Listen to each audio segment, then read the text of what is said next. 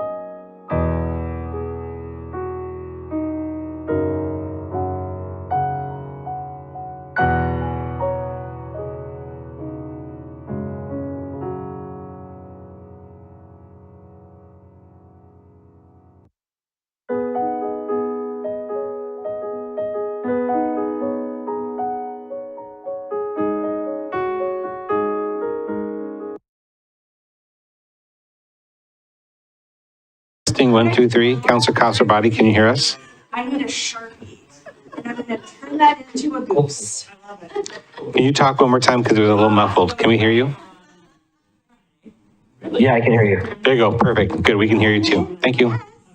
This isn't even really a cat.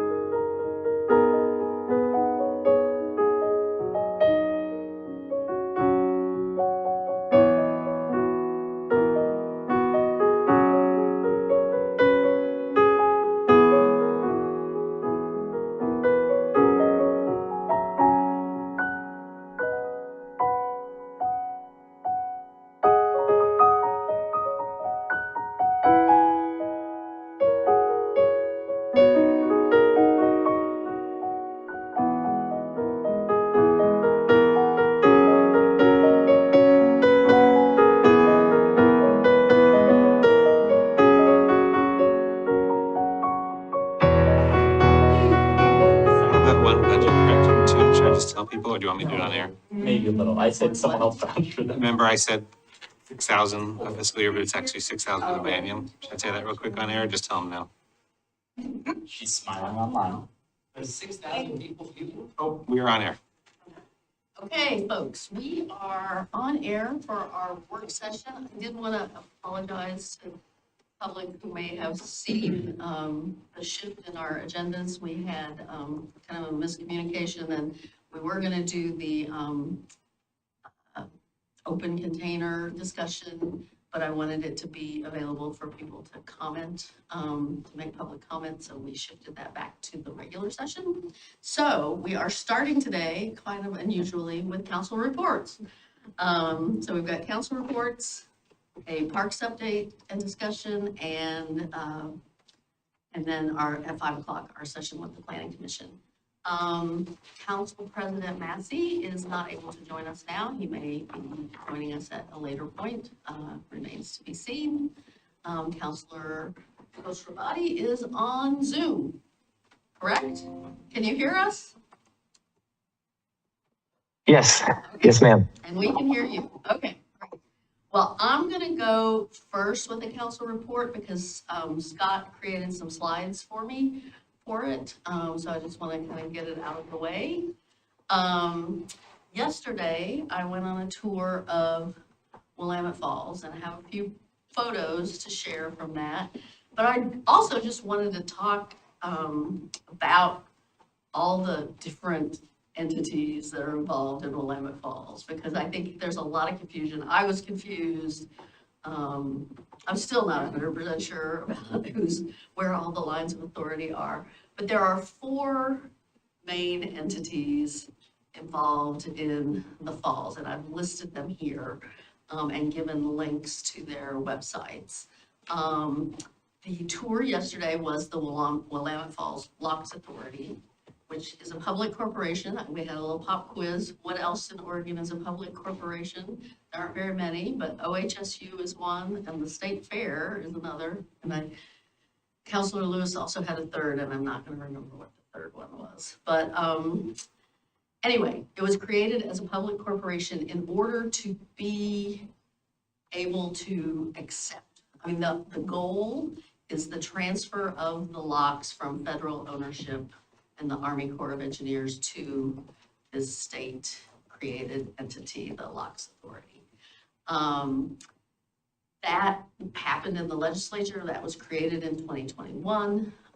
There's a lot of hoops they're still going through with the Corps of Engineers on the transfer, and apparently there's like 80 different parcels of land. Like they all described it as a jigsaw puzzle. There's all these different little parcels of ownership out there that are, some of which are being consolidated and different things. So at some point, the locks will come into this sort of state ownership with the goal of getting them in shape to reopen. You know, the locks were built in, I can't remember what year, 1870 or something,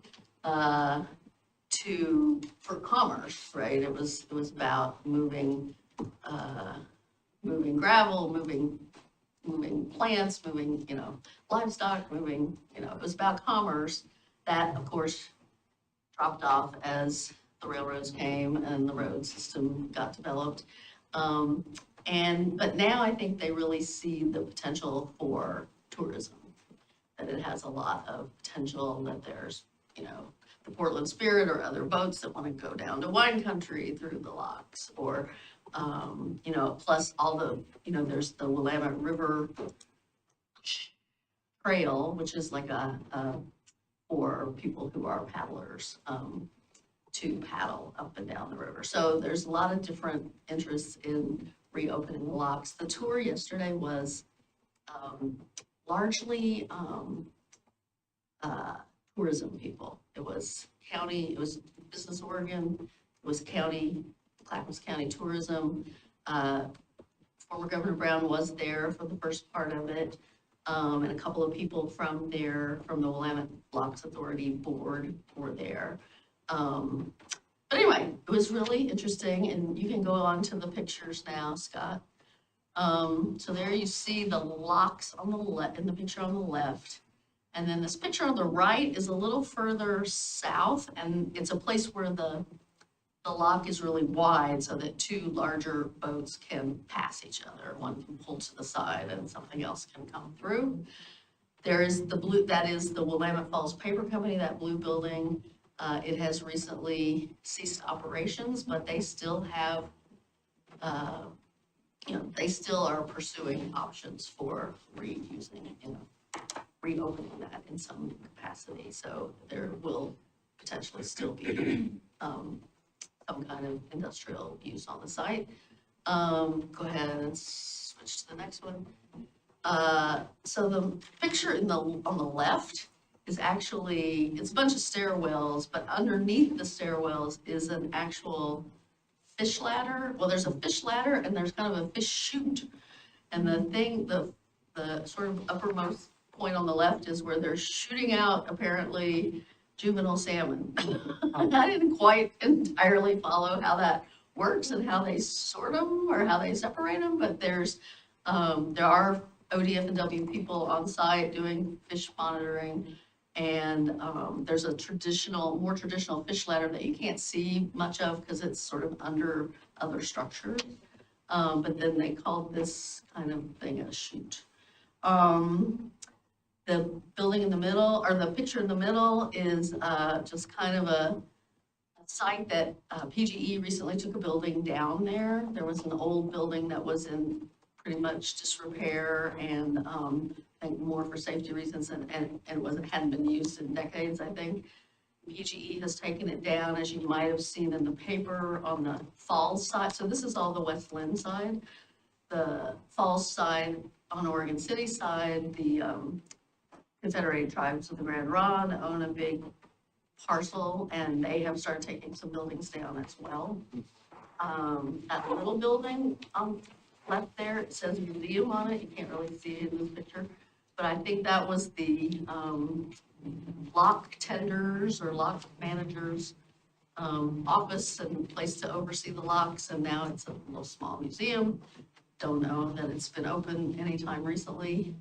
What I didn't get a picture of is the old Oregon City Hall is just up. If you've driven the circle or you've crossed the old bridge from Oregon City, I'm sorry, the old West Lynn City Hall is just up from this. It's near where we parked, and it is being repurposed for this National Falls Heritage Area group.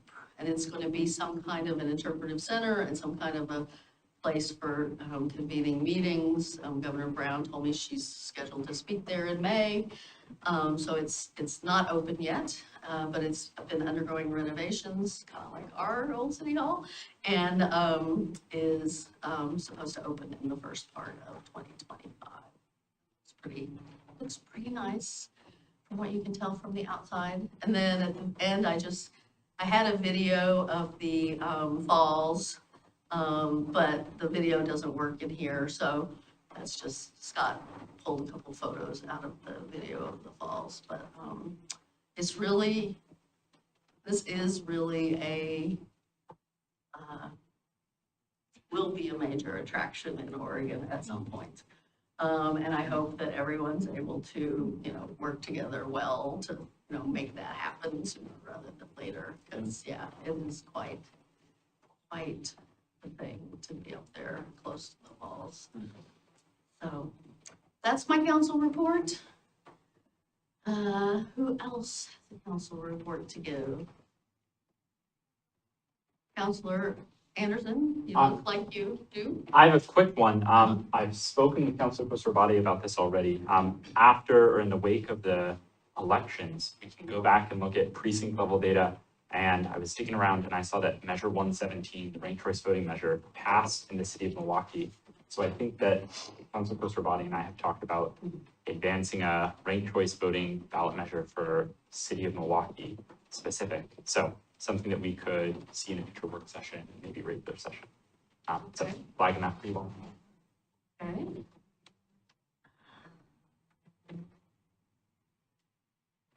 Councilor Stavanger, any council reports? The only council report that I think I might have is that last Tuesday, I was not able to attend the study session, but that is because I was attending the Milwaukie Arts Academy Orchestra concert, which was epic. If you have not, if all of our viewers and everyone here in the crowd have not yet gone to the Ma Orchestra performances, they're incredible. There's the choir director and the orchestra director that are hilarious. They have really connected with all of the youth. They did this rendition of Santa the Barbarian, which is a musical, like, it was awesome. There were costumes. Everyone was really engaged and it was so neat. So I just want to really appreciate the council's flexibility and having me miss that session. But also want to appreciate the artistic community that we have here in Milwaukee. So it was really enjoyable to be there. They have another concert that's coming up, and I'll look for that date and share it in another future report. Great. Great. Yeah, you know, I used to see more on the plays, not so much the music, but plays that were going on. And I don't see much promotion of that anymore, so I never know what they're doing. So, There was a fall production, yeah. Peter and the Starcatcher, which is kind of a rendition on Peter Pan, but really creative. And of course, the Moss students knocked it out of the park, as always.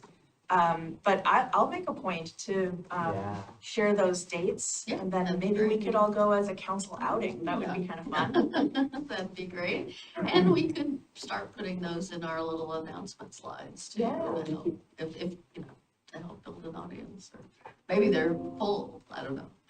I mean, some of the performances are pretty packed. Yeah. But I think they would appreciate, you know, us spreading the word, and there's always sponsorship opportunities, you know, to help them produce the program, the physical paper program, and then, you know, the artistic program. So yeah, Cool. that's great. Could I add one other thing? You're gonna like this. Senator Meek has a condo bill that's coming forward, so I'll keep us posted on that. When we get like actual language, I'll send that over too. But it's changing the liability right now for condos from 10 years to 6, and maybe some other changes too. So something to track there. Great. Good news. Counselor Khosrowshahi? You got any council reports today? No, nothing of interest, really. Okay. Okay, well, Counselor Khosrowshahi and I rode with Santa last week. It was very fun. It was very fun. I mean, we didn't ride with Santa. Santa was exposed to the elements. We were inside our car. Poor Santa, I mean, it didn't rain that night amazingly, or not much, but I guess Santa can get pretty drenched sometimes. Going back to the legislative, I can't remember where we left the idea of, we talked last meeting about creating a legislative agenda. We have put time on, I'm looking over to Scott, the January, the second meeting in January? I think so. Let me check real quick. Okay, we'll check on it. But we did put time to discuss the agenda. I can't remember what names we put next to that, but we were thinking of tapping potentially Council in previous, you know, policy lane conversations, and just with Councilor Anderson's day job, talked about potentially having you guys help facilitate that conversation too, so that we can like great. And then we also, I want to give credit to Assistant City Manager Aurelio, who contacted his ACM counterpart in Happy Valley. They put together a nice legislative agenda every year, including a leave behind for City Day. So that was a good conversation. Really gives us some thought. And we've had a leave behind in the past, so there should be something there. It is January 21st. And while we're talking about that date, if I can remind council to respond to the doodle poll for finding a new date for a council photo shoot. I think I've only had one person respond so far. So please reply to the doodle poll. Get the photo shoot so you can get a nice group photo. Am I the one who hasn't responded? I also have not responded. Only one person's responded. I'm planning travel. Is that me? Congratulations, Councilor Khosrowshahi, for responding. Yes. One person. For once, I'm right about something else. Can you remind me, Scott, when City Day is? Isn't that January 28th? Okay, that's why we felt like we could wait till that third meeting. We just stuff going on. Well, and I think, yeah, between, the LOC agenda, the whatever Happy Valley's done and what I have from MC, that we should have a good place to start discussions. But Counselor Anderson will have the hottest, latest off the. New drama that I did hear on LOC's agenda, they have repealing House Bill 3115, the street campaign. Really? Yep, so interesting.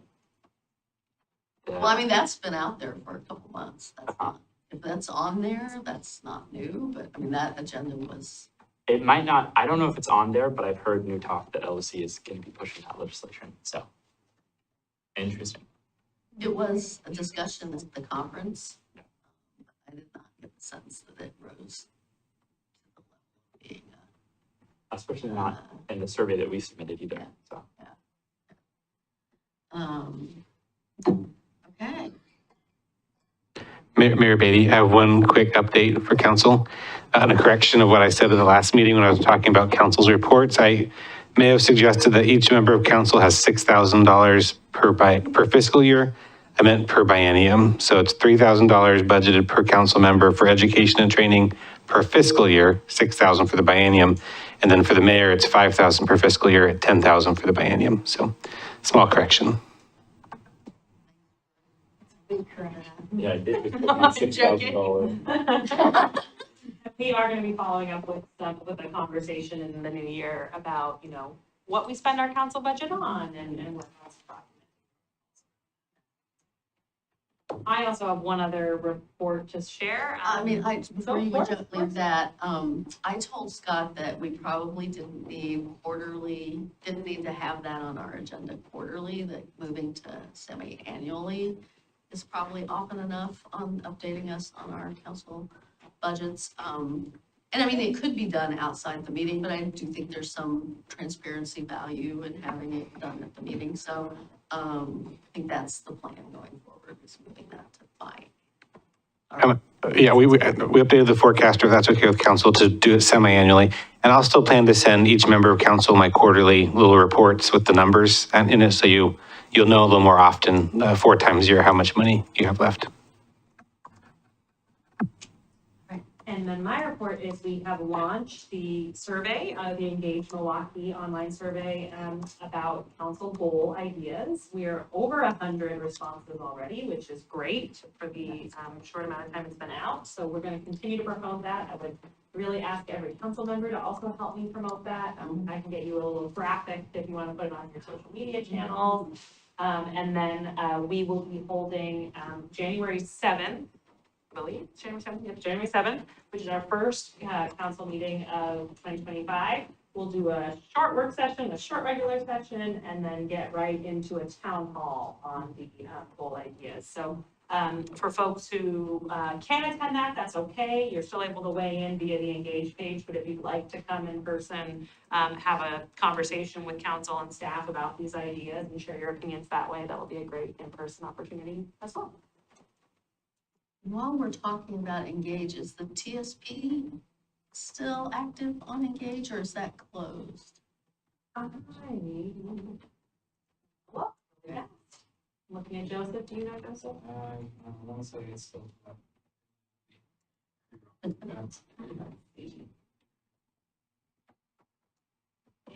can subscribe for updates. Let me see if there's an active survey right now. It's still open. It looks like the forum in December is still open. Okay, great. So folks should go to engage.milwaukee.gov and browse everything there, but especially the TSP and the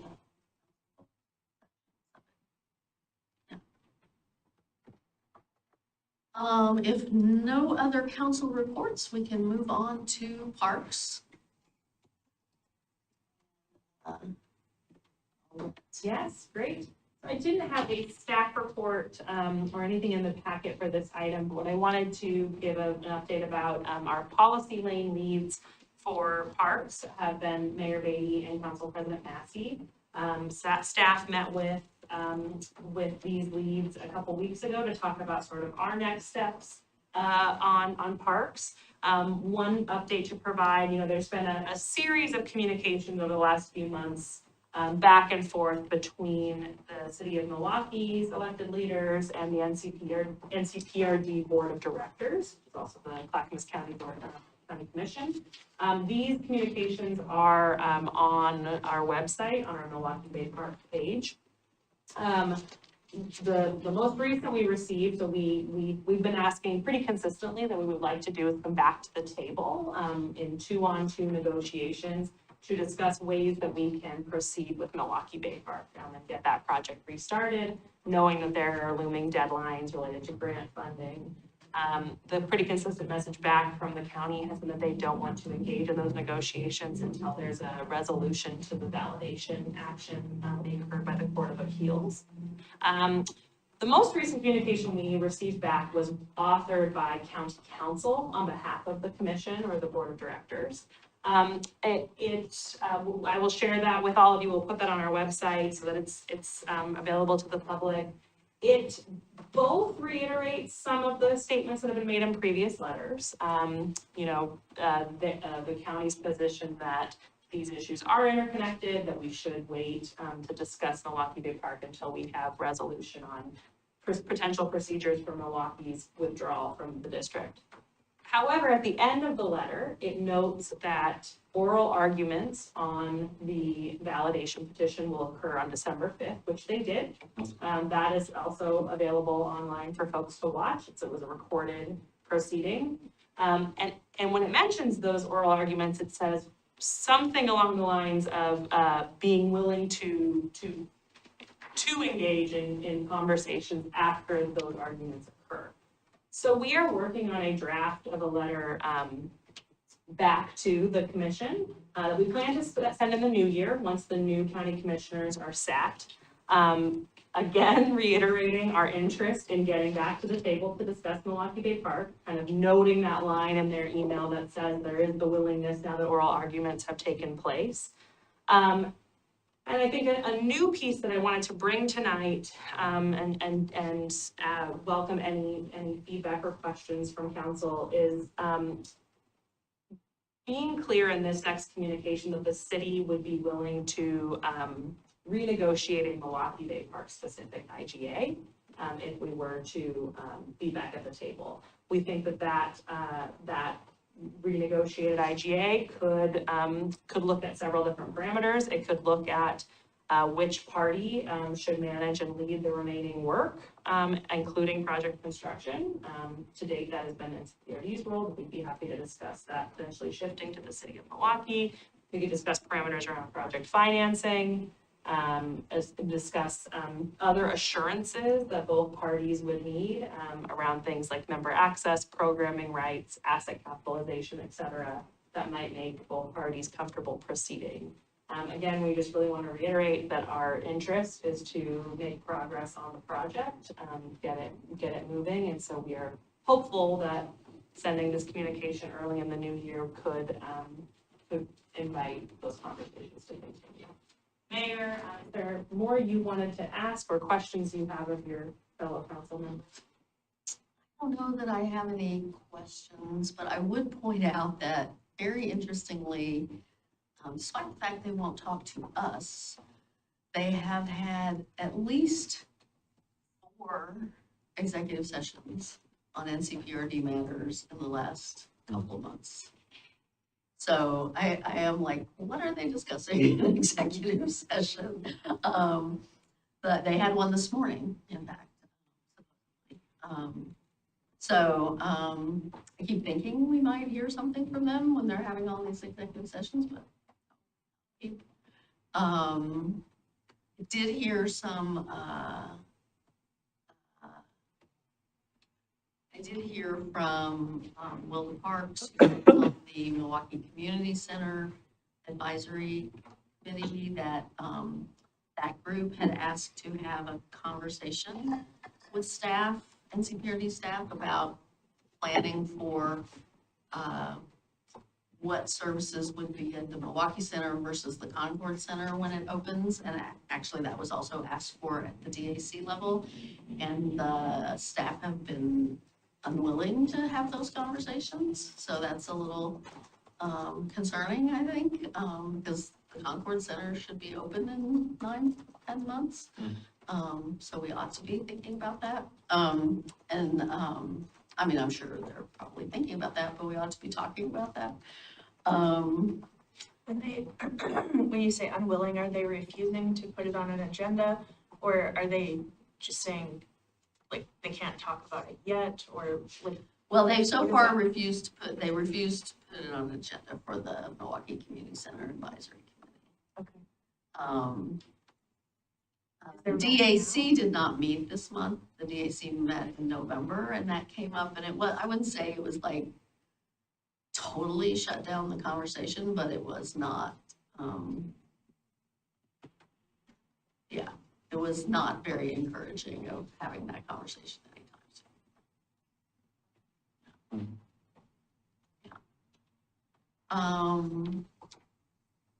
Otherwise, yeah, I'm hopeful with new people on the county commission, we might have a fresher start in the new year, but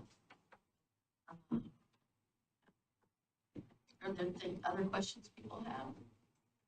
I don't think so. Now, I guess is the fear that they'd take all programming, move it to Concord, or I guess? Like- Well, they can't do that because Concord will not have a kitchen. Okay, Concord Phase 1, I don't know if you remember, but I kind of gave you another slideshow when I had the tour of Concord. So Concord is kind of a phased project, and this Phase 1 that's opening next fall is really they're sort of taking care of the building. They've put a new roof, they've kind of put some amount of seismic upgrades for that roof. They've put in new HVAC, they've they put in a new elevator, made the whole building more accessible, with a new elevator bank and a new entrance. They're doing some upgrades they're doing like paint and carpet kind of upgrades to rooms in the school. But they're not doing a lot of structural things, and there will not be a kitchen in Phase 1. So they will not be moving the Meals on Wheels program there, anytime soon. But what other programming, how they intend to, divide up the programming, I think, yeah, it's not clear. I did listen to their budget committee meeting. Just so you know, David Sheetsazan from our budget committee is the chair of the NCPRD budget committee. And it also has at least one of their 5 members, and at least 2 of them are Milwaukie residents. He tipped me off to that discussion that prompted me to listen to it online, and it was kind of a budget 101 class for the budget committee, really, and the first half hour was pretty routine stuff, but then in the end, when they started asking questions, one of the questions was,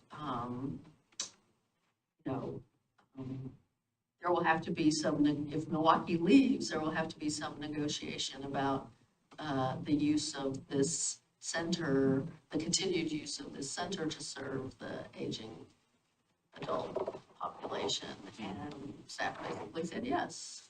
So there was some acknowledgement that that is a potential item for negotiation if Milwaukie were to leave the district. So, those ball fields, which they program, and, that community center, which they program, I do think are things to be discussed if we decide to leave the district. I think, allowing them to continue managing assets in exchange for things we want for our residents might be something we want to talk about. But we're ways away from any of that. We're ways away from any of that. And to clarify, when the letter that we're proposing to send as a response in January, while the county's position has been they would like to renegotiate the full, what's called the master IGA, describing our relationship with the district. It is our position still that we cannot renegotiate that until this court proceeding is concluded, because a critical component of that IGA is the withdrawal proceeding. And we have an active question to the courts on what the process is there. So that's why we are recommending that I believe we can bifurcate these processes and discuss an agreement around Milwaukie Bay Park that gets that moving while we wait for the decision from the Court of Appeals. So some of the things that the mayor's brought up around Milwaukie Center, I think would fall more into that master agreement than something that we would be immediately asking them to the table and discuss. Right, no, I totally agree, and I think I just kind of bring it up because there was a period where there was a lot of concern on the part of council about somehow impacting those services, and I think there's really a commitment, on both sides to those services continuing for the people they serve. One other just park logistical update, I did receive a request from Director Selly today, asking to meet with staff in the new year just to discuss some coordination pieces, which I appreciated, and so we'll look to get that set up. And have we ever gotten our financial questions of Director Selly fully answered? We are continuing to work on that, so I don't have an update on that yet. Okay. I will look to bring that to our next update.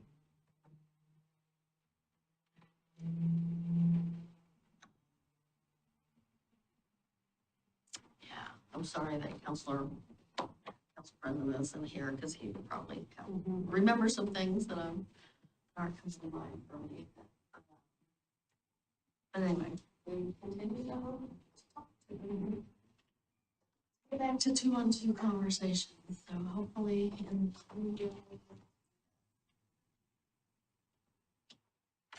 Scott Park is open and beautiful. Bowman Brand still waiting to hear exactly what the open date's going to be on that. But please do go check out Scott Park. Even in the rain, it's a lovely place to spend some time. The city also sent sent a letter to the Parks Foundation, who has graciously expressed interest in doing some fundraising through their Upgrading Adventures campaign to support some park improvements. And so we just acknowledged that we are aware of that campaign. We're very appreciative and look forward to seeing what comes of that. Yeah. Are you allowed to smoke at our parks, or? I think we have a no smoking policy. How well that's signed and how much it's enforced? I mean, Great question. I don't know the Because answer. I was at Scott Park walking today, and the little covered natural area, there was someone smoking there out of the rain. And I didn't see any no smoking signs, but. Well, I mean, for sure. there's just one sign at the entrance that's all the no's, Uh-huh. right? The keep your lead dogs on a leash and no firearms, Yeah. no fireworks and. Yeah. So yeah, it's worth checking those signs to see, but I remember council having a conversation about making them all Uh-huh. no smoking. Uh-huh. Uh-huh.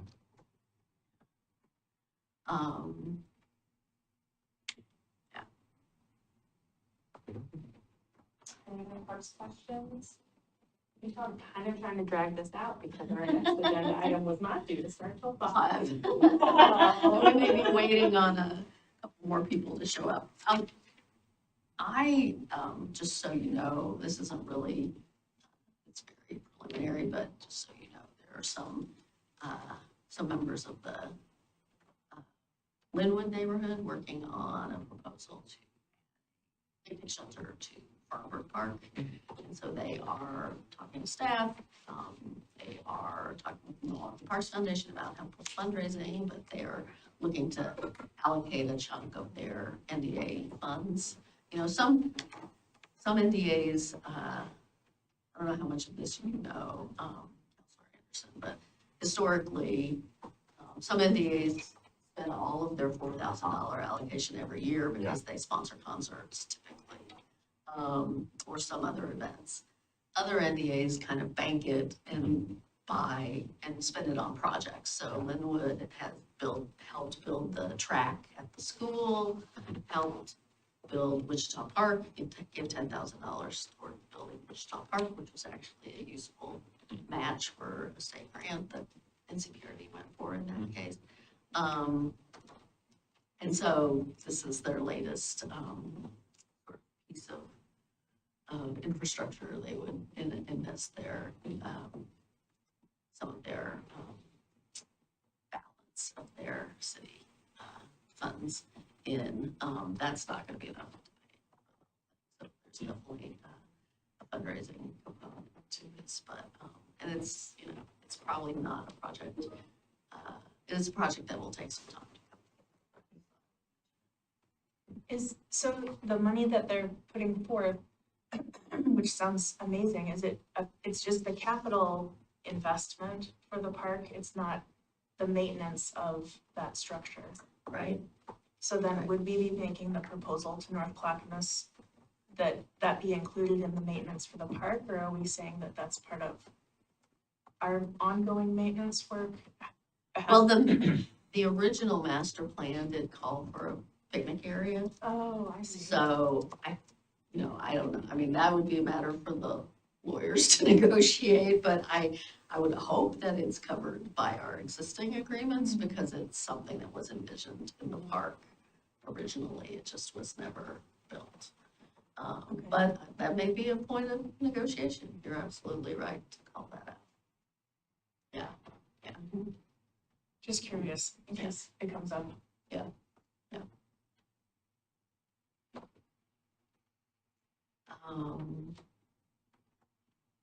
Okay, nothing else on parks. I might revert to, council reports, because I did have, a couple of things from the Milwaukie Mayors, Metro Mayors Consortium. How many Milwaukie mayors are there? You get so much done. Clone. Clones, there you go. I sent notes around, as by way of a council report on the SHS housing measure. There were a couple of other things that came up in the Metro Mayors Consortium meeting earlier this month, and one of which was Ted Wheeler outgoing mayor Ted Wheeler came. He has not historically really participated in the Metro Mayors Consortium, but again, he was looking relieved and happy and glad to be on his way out the door, I think. But he came in and he made some good, encouraging remarks to the mayors, but he brought up something that I feel like we need to watch for, which is, I think we talked a little bit about vacation rentals and whether we should tax them or not. But I mean, there is a growing, I do think there's an issue lurking there about vacation rentals taking housing out of our community, taking, long-term housing for folks out of our community. And he mentioned something that's going on in San Francisco where there's a loophole in their law and somehow Airbnb has come in and built row houses in commercial areas and treated them as hotels, basically. And so again, just sort of this whole idea of taking commercial areas. I really should look up some articles on this, but definitely some concern that the Airbnb, and maybe not just Airbnb, short-term rental companies are creating investment opportunities for people that are not creating more housing opportunities. So I wanted to put that out there. There was some talk about the housing bill that the governor's supposedly putting forward, but I don't think anybody has fully read it. I mean, I don't know. I don't know that there's, I asked someone yesterday if there was an official draft, and I was told not yet. And let's see.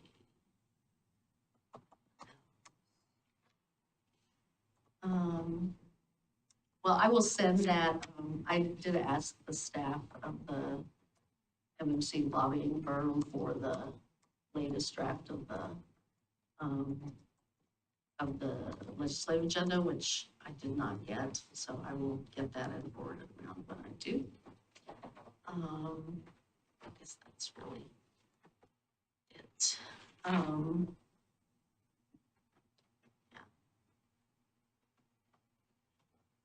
Great job, folks. Chair Sherman, that's here. Has made it. We were stalling a little bit, Jacob. Here, baby. Okay, well, with that then, we'll invite Chair Sherman and Laura Weigel, our planning manager. Actually, Chair Sherman, we were going to have you sit. Middle? That's cool. Oh. Okay.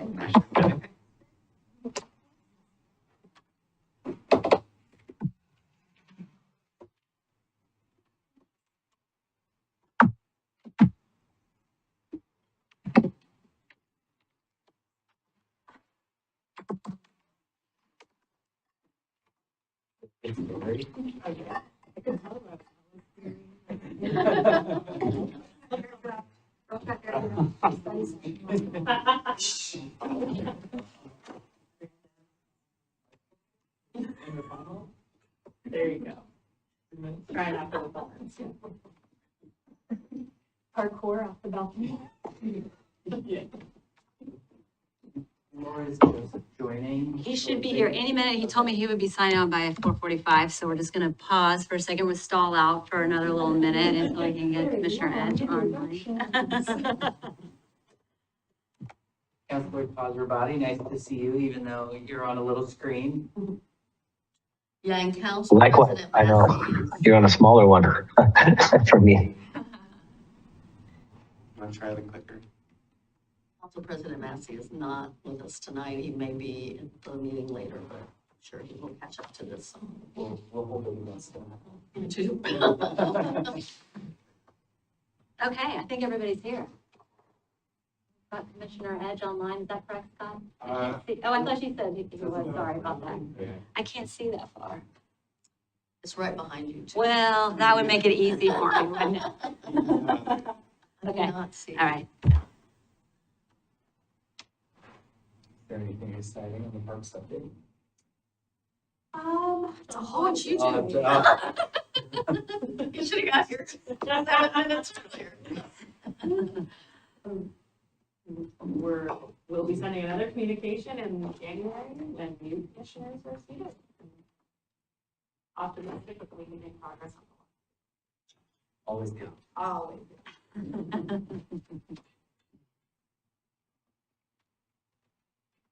Do you have any jokes, Laura? Oh, my gosh. I literally know one joke. Okay, let's hear it. Is it Planning appropriate joke? for a study session or? I think so. I mean, it's, What could go wrong? should I just nip it in the bud? Commissioner Edge is joining. I'll tell y'all later. It's an old family joke, so I come by it honestly. Hold the aristocrats.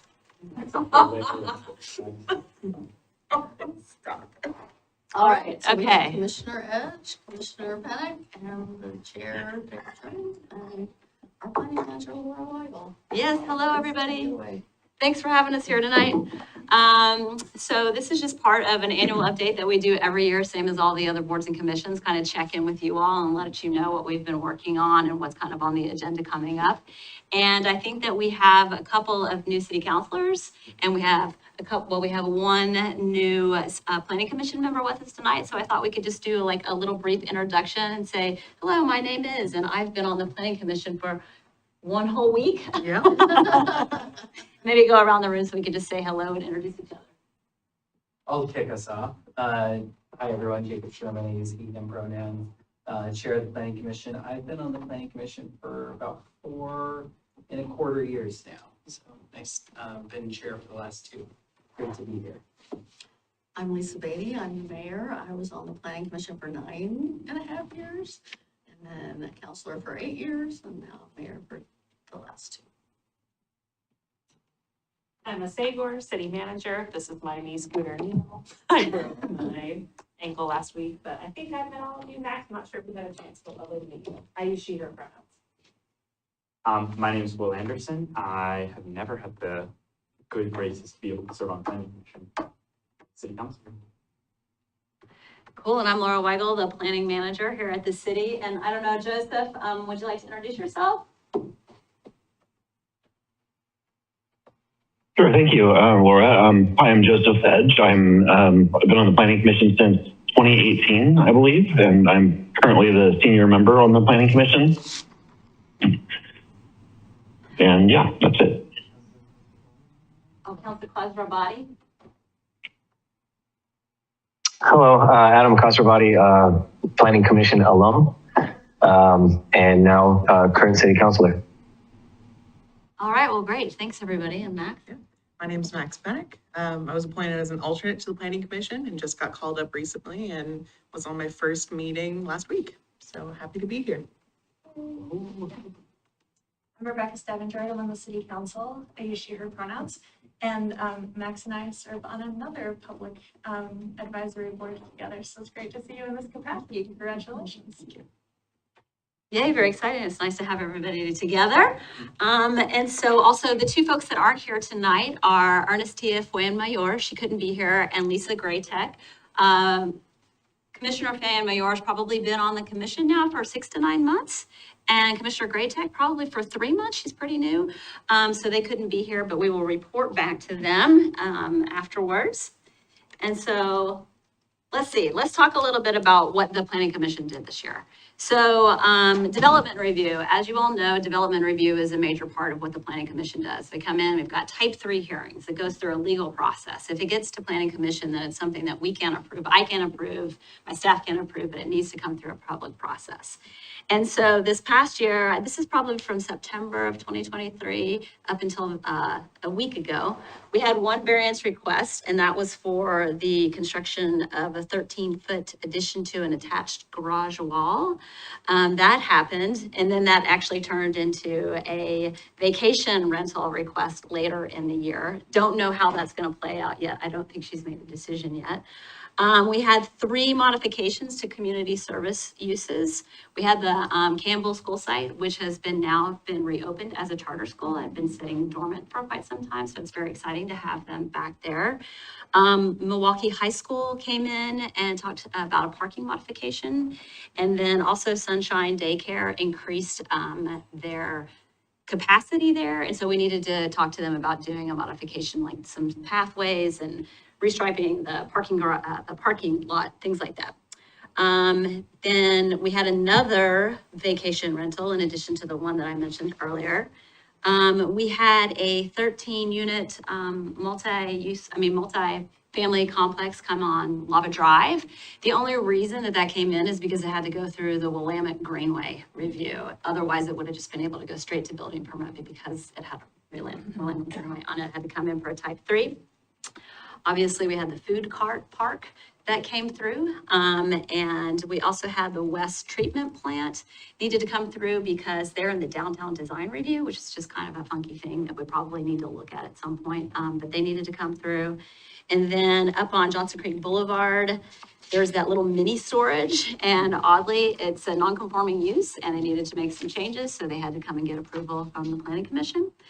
And that's kind of the overview of the development review stuff.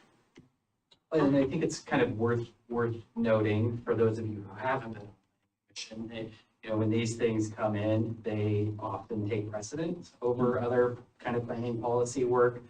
There's state requirements in terms of the 120-day rule, and so other work has to shift in order to kind of meet these. And these are the kinds of things that sometimes, given the complexity, can really eat up a lot of staff time. So Yes, just kind of thank you. wanted to point that out. I know it was mentioned in the memo, but I wanted to put a fine line on that. Yeah, thank you so much, Commissioner, because that is really important to mention. And one thing that did take up a lot of time that I skipped on this last bullet is the 2 historic resource reviews. That took up a lot of staff time because we don't have historic resource review very often, and we surely don't have it on private residences, probably haven't had one in over a decade, more, maybe even 2 decades. And so that was something that we really wanted to dig into and make sure we got it right. And so that was an interesting process to go through. It takes a lot of time. And aside from staff time on that, I mean, staff actually had to go out and hire a consultant to help support that. Yeah. Just given like the technical skill sets and knowledge base there. Yeah. So it's just, yeah, it was a very interesting one. It really was. And it was great that we had a couple of experts in historic preservation on the planning commission. So they were super helpful going through that analysis with us. I'm a little surprised that you only had 1 variance. I know, mean, can you guess- believe I it? mean, some variances are not type 3. Right. And are decided by you, Yes. but still, that seems really low. And it's so funny to be in this era where the state keeps pounding on cities for their perception that we deny a lot of variances. And we had 1 variance. 1 variance, which was easy to go through. And all the other little variances, those usually go through as well. They're usually like fence height variances. We just don't have that. Yeah, it's a good point.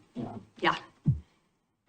All right, comp plan implementation. So neighborhood hubs, you all are well aware that we've been working on neighborhood hubs for a while. Natural resource code amendments. Planning Commission spent a lot of time, I think 3 work sessions going through some code amendments that actually came before the city council as well in a work session. And then also the transportation system plan has been humming in the background, and we've had a couple of updates with the Planning Commission on that. We also did Title 17 land division updates with the Planning Commission. And we had the climate-friendly equitable communities, which kind of lingered for a while, and we finally got that adopted. And that was the state-required code revisions. It kept on giving, and now it's well, and it's going to keep on giving, I think. I think what's going to happen, you mentioned earlier, Mayor Beatty, that there's going to be some legislation coming out of the governor's office, and there's some other legislation, and I think they're working on that. And I think that some things are going to be coming out around town centers. Good news is that when we looked at the climate friendly equitable communities legislation, there were things in that legislation that asked for folks to look at their town centers and to look at, they call them the climate friendly areas, where we were already doing most of the things that were outlined as part of that requirement. So that's what made us not have to deal with that at that moment, but I don't know what's coming down the pike. So that's one of those things that, thinking about what's coming, we don't know exactly, but there will be things that will impact our workload that we don't know anything about yet. Just to give a quick shout out to some of Laura's team, Ryan Dyer and others, this was a place, the rules were evolving and changing again. And there's just a lot of back and forth. So it's great to kind of finally get some certainty from the state and then figure out a path to move forward. So Yeah, thank you so much. Yeah, Ryan did a really good job on kind of like navigating that whole process. And then, so we also normally have an annual joint meeting with the PC and the NDAs. We haven't gotten to that yet. We've been desperately trying to get to that, but there have been just a lot of scheduling issues. And then also we've had some change in the Planning Commission. I was gonna do the training on January 14th. Just golly, it was happening. I didn't care. And then it turns out that we're gonna be down 2 planning commissioners and possibly even a 3rd coming up. So I thought it would be good to hold off on that. And one of the reasons this year, it's a little bit different than we've done in the past. We did it a couple of years in a row. And I think Councilor Savinord was actually there at one of them. We haven't had great participation in that joint meeting. So one of the things that we did is I worked with Jason and on the strategic engagement team, and he put together a survey and asking folks, sent it out to all the NDAs and said, hey, if you haven't ever been to these, why haven't you been? And what would you want to do with these? Because I think last time we only got 2 people. So it's really kind of trying to understand why people aren't interested in this. Now, Granted that, we've also did a whole land use training out in the NDAs. And so we had some really good information that went out to the NDAs. So maybe people felt like they had been given a training opportunity and maybe didn't need to come in and talk to the planning commission. So that said though, what most folks said is that they kind of wanted, number one, they wanted to hear about development projects that were going on around the city. Great, we can easily update folks on that. And then they wanted to do kind of a joint training session, which is like another land use training session. So what is land use? How does it work? Type 1, type 2, type 3, who gets the notice? All that kind of basic information that we would be sharing with new planning commissioners. So it seemed like a great opportunity to have that joint meeting together, which is why we want to wait until we have a full commission again, so that we can have everybody hear the same thing at the same time, and then hear what folks' questions, people, NDA members might have, and then also what planning commissioners might have. And so we're hoping that once we get the planning commission back staffed up, that we will host that as soon as we possibly can. So right now, we've got 2 positions open. Both of those folks, Commissioner Carpenter, we kind of had a heads up a little bit before he moved out of Milwaukie. And then Commissioner Mulhern, he emailed me and he was moving the next week to Minneapolis. So it happened, I had no idea that it was coming. And so 2 vacancies there.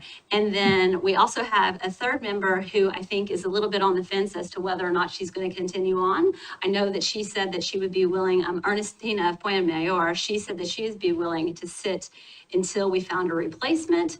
And so I know that there may have been some conversations. And so I'm checking back in with her to say, hey, are you going to stay? Are you going to go? Not really sure. I just need to know so that when we go out for recruitment that we can, are we looking for 2? Are we looking for 3? Mm-hmm. And also we have 2 historic resource specialists on the commission. So if Commissioner Fan Mayor were to leave, then maybe we would want to find another historic preservation person or not, just depending on who we can get. And then we're only, by the bylaws state that we can only have 2 people on the commission that are in the same field. So maximum 2 historic preservationists, maximum 2 real estate folks, maximum 2 transportation folks. So we just want to keep that in mind when we go out to recruit. And I think that's really great that the bylaws say that, because the whole idea is to have a variety of opinions and backgrounds that sit on that commission, so that's well-rounded. And so what we're hoping to do is kind of get the go-ahead to go out on that recruitment as soon as possible and do a citywide recruitment outside of the normal boards and commissions recruitment, because that's going to get started in March, but we're down to kind of bare bones at this point. We'd really like to make sure that we can get those seats filled, because as you all well know, we have to have a quorum in order to process land use applications. And so it would be really good to get those seats filled as soon as we can. You're able to service the applicants if we couldn't get more, Oh, yeah. right? No, we And have things to. like that. So We have to get quorum, and I've actually started trying to recruit some people. And I did have a conversation with, both, Commissioner Graytrick and Puente-Mayor recently. And I will tell you 2 comments that are concerns they have that, if they can be addressed, might help, convince Commissioner Puente-Mayor to stay. One is they want that training. They feel like they get kind of sandbagged a little bit because they make a comment and then they're told, oh, that's not germane or whatever. So I think they feel like they want that training, and we shouldn't wait till we're fully staffed to have that training. And 2, they'd rather have more meetings and not have such long meetings. Like, you guys cancel a lot of meetings. I look back through your schedule, you had 2 months this year where you had 2 meetings. Yeah, that's Every other great. month. I mean, it's good that, it's not great, it's just that we do that so that it depends on what applications come in, right? And so we have an obligation kind of to try to fit the timing from the applicant's perspective.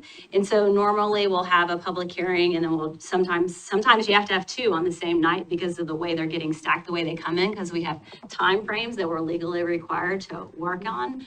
And I think that there's been, at least my experience, is that in the past, we did not necessarily feel that we should have just one work session item and hold a planning commission meeting because folks would prefer to stay, to have one meeting and be there for 2 or 3 hours than opposed to have to meet every other Tuesday. So that is something that it seems like that would be a worthwhile conversation to have with the commission to see how they feel about it. And we could sometimes maybe make that work, but sometimes we just can't based on, we need to get the applications through the process. So there's a timing issue there. And then also just like around people's different schedules, whether Justin's in town and like things just, you know, things change. There's just little complications, but we could talk to the commission about whether or not like have that conversation with everybody present to say, well, what do folks prefer? Because we could have 1 hour meetings and then Well, I have a think- 3 hour meeting, you know, the next time, or a 2 hour meeting the next time. I mean, they were citing some 4 hour meetings, and so they were definitely, what I was hearing was, I'd rather have 2 2-hour meetings than 1 4-hour. I don't think we've gone past 10 No. recently. No. But yeah, I mean, I think you all have long meetings as well sometimes. You know, in some ways, planning commission is also a little bit of training ground for, as Councilor Kasrabati and Council President Massey know, as well as the mayor. You know, I think personally, and it would be interesting to kind of pull the rest of the commission. Don't mind a long meeting if it also means you get a night off later in the month, but I know it might not be everyone's preference, so. I think you guys do need to have that conversation. Okay, yeah, we can definitely do that at maybe one of our January meetings, yeah. And to clarify, the 2 historic preservation commissioners that we have didn't go through the normal planning commission recruitment process. They were appointed directly, or? Well, actually, I would say that Commissioner Foy-Mayor submitted an application. Okay. And we talked to her after. There wasn't really a formal interview process. It was more that I think the mayor was interested in appointing her. And so Commissioner Sherman and I actually spoke with her. Yeah, and that was the same with Commissioner Graytrack. And I guess my flag there would be, I don't think we have a shortage of people applying for planning commission. That's To actually me. might not be true, just so you know. Okay. It's not the With most 3 popular vacancies, position. yeah. But I think it's important to have the whole like interview process, because I do think that like late meetings just might be par for the course with some of these things. And so to make sure people come in knowing what they're signing up for, and I think that interview process kind of flushes that out a little bit. That might be helpful. Well, one of the things that Laura and I have actually talked about, if we end up doing an open recruitment process, which I think would be, I would recommend is the right move, is to actually have an information session before the deadline. I think that's just a little tweak that I've been kind of thinking about in the, now 4.5 years I've been on it. Like if we could actually have a moment where, Laura and myself can show up and it could be here and say, hey, you're interested in thinking about applying to planning commission? Yeah. Here's an open session. We can give a quick slide deck and just be there to ask and answer people's questions. I think it just helps make it more accessible, and that's a place where people can ask, well, what is the time commitment and what are the skills I should be thinking about as they're kind of, thinking about, is this a way they want to serve our community? So that's kind of one of the things we're kind of thinking about if indeed we kind of go the path of a citywide open recruitment process.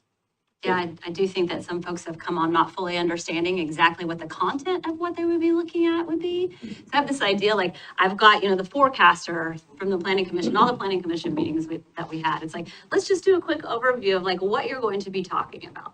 It's like some people don't know that they're going to be approving or denying vacation rentals. They have no idea that that's kind of like part of the deal of the planning mission. They come in thinking that it's one thing and it turns out to be something a little bit different. So I think setting really clear expectations on what it is they're going to be talking about, what their role is, and what the time commitment is pretty important to make sure that you get folks that are committed to doing it. Because it is a really heavy lift to be a planning commissioner compared to a lot of other boards and commissions. It takes a lot of time.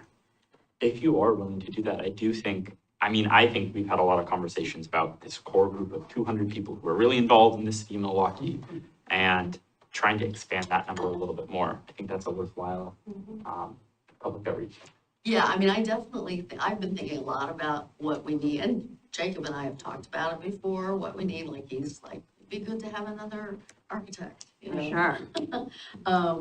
So I've been thinking about that, like, you know, people of color, an architect. I think frankly, after watching the food cart pod one, I wish you had somebody who was on the DLC, so I am reaching out to the DLC members to see, the ones who were on the DLC when it was decommissioned, to see if there's any interest there. And we did reach out to them last time too, Mayor Beatty, just so you know. Yeah, okay. And yeah, an architect, and just women. Yeah. But I like your idea of doing an info session. And I also hope that we could maybe tap into, maybe Gabriella can help us or whoever and Ernestina, I think would also help us. She's very connected to the Latino network and some other groups. So, I think, you know, we need to, try to flesh out, try to find more diverse pool of applicants for sure. Definitely, that'd be great. Yeah, I started Love it. reaching out to consultants I know, just be like, hey, do you have any smart people that live in Milwaukee? Like, and are they architects or planners or lawyers or real estate? I mean, because I think some of it, as you and I had a conversation, Mayor Beatty, is, you know, I think some of it is a kind of a technical skill set where, you know, you need to be able to think about how code and rules apply. It's because it's not just, I think, as just an all invoke over my shoulder, you know, you can't just like open up a design charrette in the middle of a hearing where it's like, I don't like this or I don't like that. You know, we need to really think about how code and how criteria apply or don't apply. So, and I think that's where some of those professions, like you're more used to thinking about, you know, the rules and whether or not it's. It's like Counselor. Counselor Thank you. Body? Yeah, I appreciate this conversation. The one thing I worry about is if we open the recruitment process and if we're narrowing it down to a specific type, I would hate for people to apply not knowing that and then spend their time interviewing for this role and then not getting it, knowing that we already predetermined the type of person that we want. I feel like it's a very exclusive approach. And these boards and commissions are for everybody to apply and take part in. I didn't know a lot about land use when I joined the planning commission, but I was on there and I had a little bit of background in construction, background in real estate. So I had general ideas of it, but you know, it was a heavy lift to learn, but I stuck with it and I did it. And now look at where I am now. So I would hate to minimize or put up additional barriers to people that may want, because I've heard also from a lot of people that have applied multiple times and didn't get on the planning commission. And some of those individuals no longer even try to apply because they feel like it's kind of exclusive. So if we do take that approach, then let's put it on there that we're looking for. Let's put a description of what we're looking for. Because again, I'd hate for people to take the time out of their day to apply for something when we already know that they're not going to get it. I just don't think that's fair. Well, and I think, you know, if we have, you know, a ton of applicants, awesome. And we can, you know, we can screen and decide how many get interviews. They don't all necessarily get to an interview stage, right?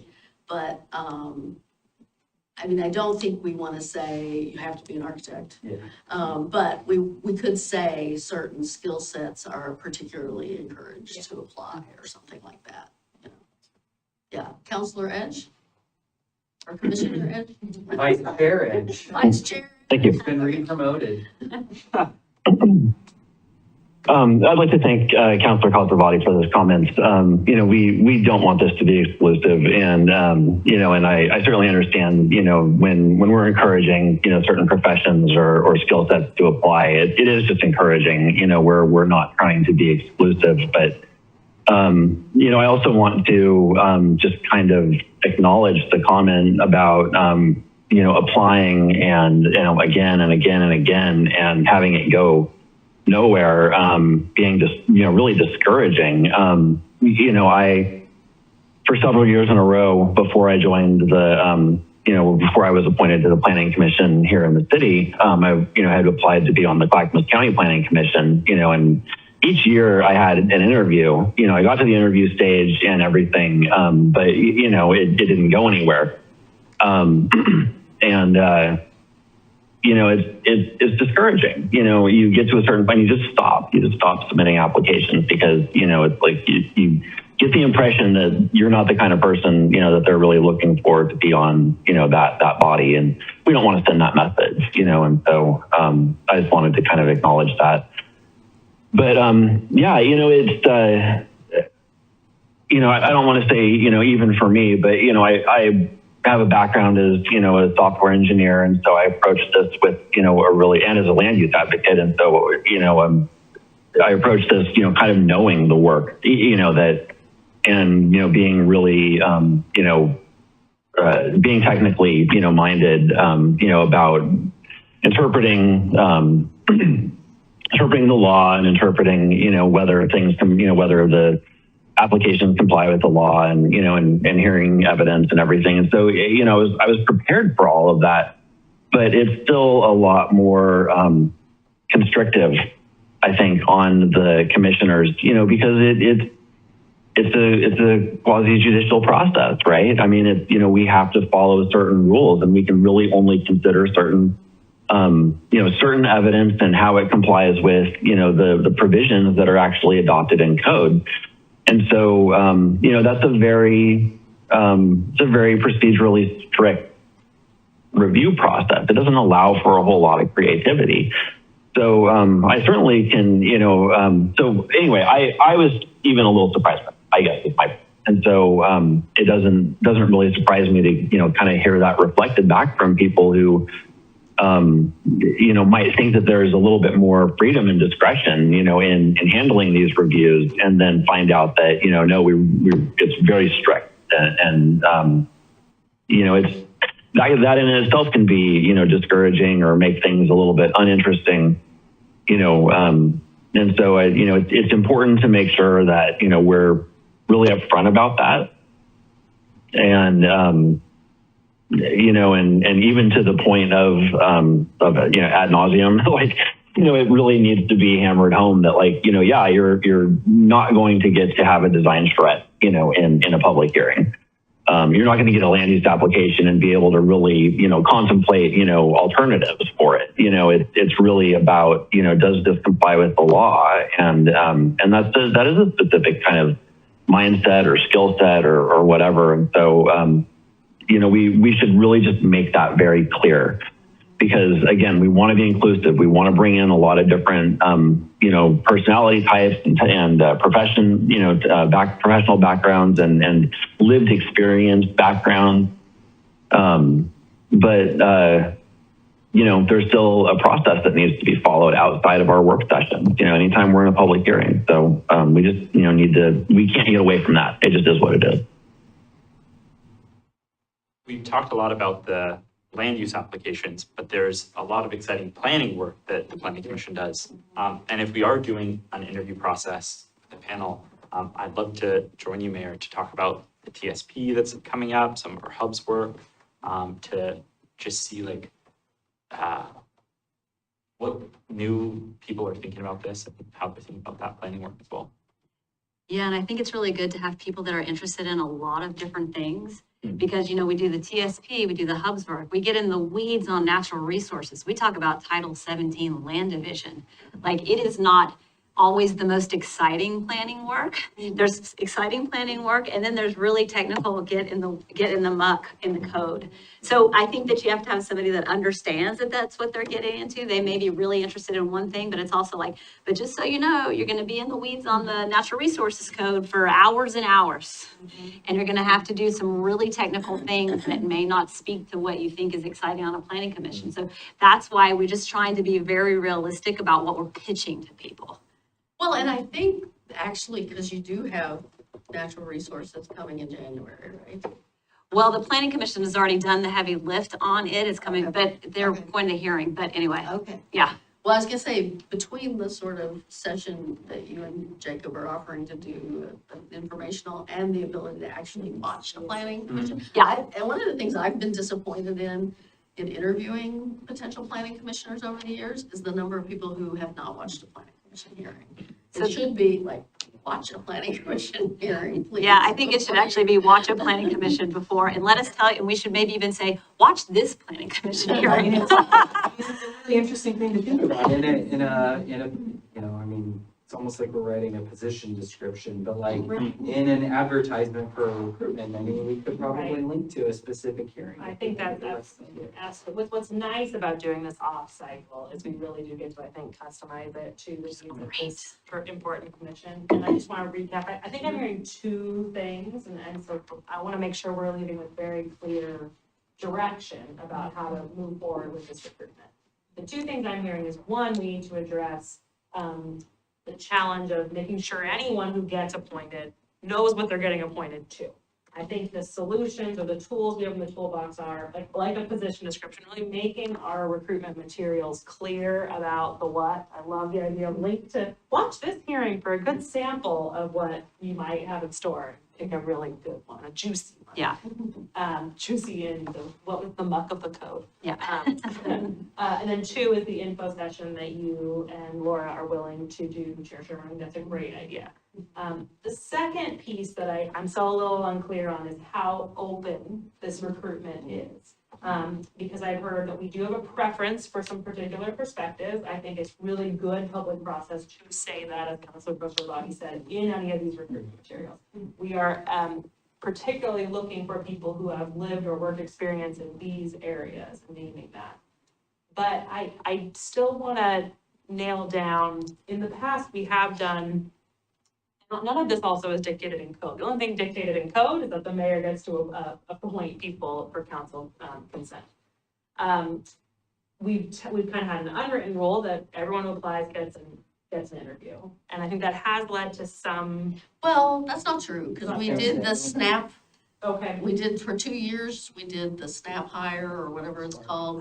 Guard hire, yeah. Hire, and we, Narrowed you down. know, we narrowed it down to that, so I do not feel any requirement that we interview everybody. Great. I think if we have the wealth of, you know, success and have 15 applications, We screen. we screen. Great. Okay, that's, yeah, my apologies for misspeaking there, but I think I want to make sure we're all in agreement of how we're going to move forward. It sounds like maybe it will be, see how many applicants we get, screen those applications. I'd like to talk about who's involved in the screening process, and then who would be involved in the interview process. So those are two things I'd love to nail down today. Well, I mean, at least to what we've somewhat done in the past, which doesn't have to be how we do it in the future, but I think we've had planning manager, we've had chair. Okay. I think we've typically had the mayor, whoever the mayor is, and another city And one councilor That's as, right. That's as kind of the review pool for, Great. you know, discussing applicants and, you know, finalizing a recommendation of the mayor. Great. So Okay. I think that's worked pretty well, Mayor Bailey. Yeah.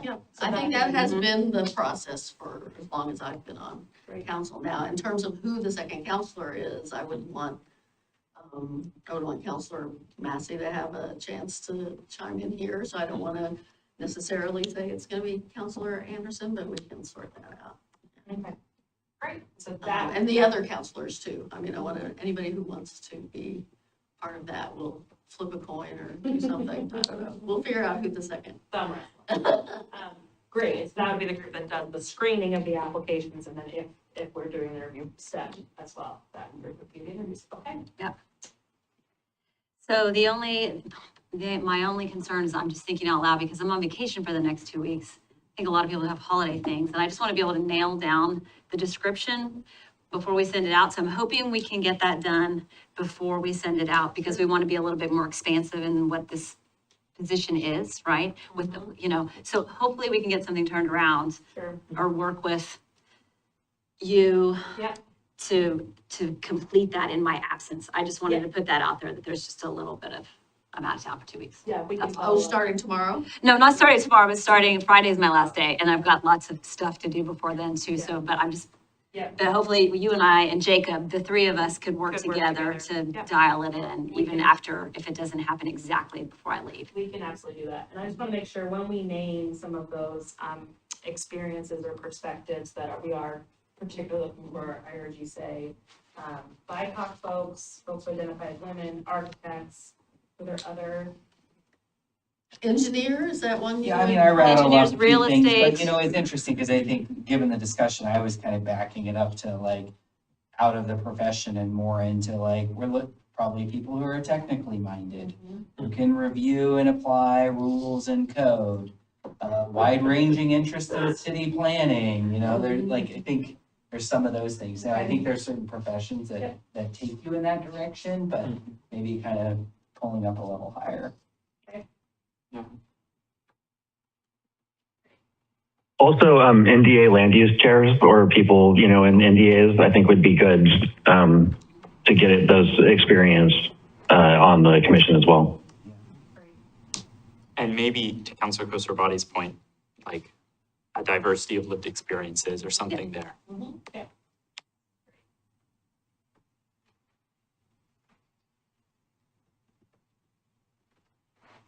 All right. Hard to get a word in vertical, but I'm hoping that maybe we could consider some accommodation for either childcare or something that would make it more accessible for non-traditional members to be involved. They are heavy lift meetings, and I don't know how many women or like marginalized groups that you have had usually in the groups or in the planning commission. We've had a few folks that have had kids at home, and so they've been all remote. I do think, to that note, there's been some concerns about whether all remote should be an option moving forward on the planning commission, because I think that there is a bit of a disconnect from, you know, we're making legal decisions in a room, and to have folks that are never come in, and excluding Commissioner Edge, because I think he's got to be grandfathered in for as long as we can keep him, because he's been there he hasn't been remote, he's been remote for 4 years. Anyway, just thinking about whether or not we want to continue to allow fully remote folks on the commission. And so there's two things there. So one, folks have been we could provide childcare here, if that would make it easier, or would we be paying for them to have childcare at their home?